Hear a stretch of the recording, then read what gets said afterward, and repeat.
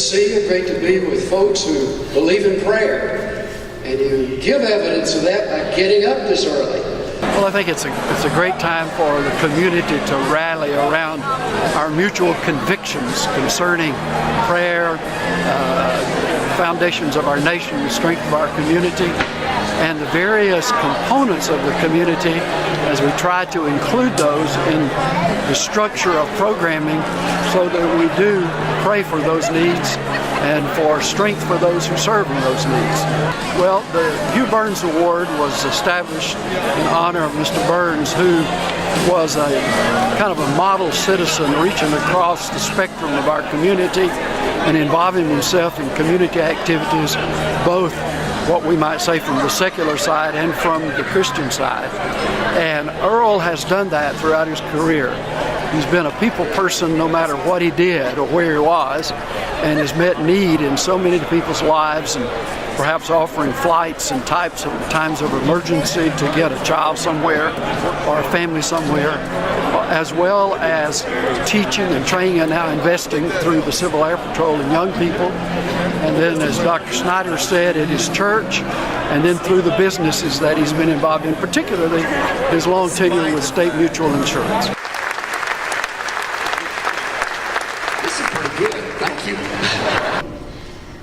God, give us the courage and the wisdom as elected officials to do what is right and just in your eyes, and know that your plan is most divine.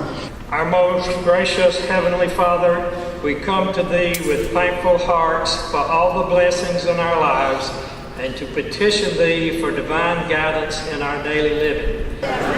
Dr. Rickard was here 2 years ago, I believe, and spoke at the Friends for Life banquet. I was not privileged to hear him, but I have actually sat in a seminar that he led about 7 years ago and was very impressed with his ability to teach skills in leadership, evaluations and performance reviews and those kinds of things. And he always did it with great enthusiasm and inspiration.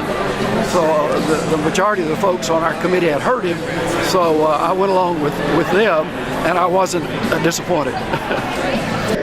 Oh, if only our leaders would go back and read their history, understanding that when Thomas Jefferson wrote, "Yes, indeed, there is a separation between church and state," he was responding to the Danbury Baptists, who are concerned that Congress may make one denomination as the national denomination over other denominations. He wrote back to them saying, "Indeed, there should be a separation of church and state," but he meant to keep government out of the faith arena and not the faith arena out of government.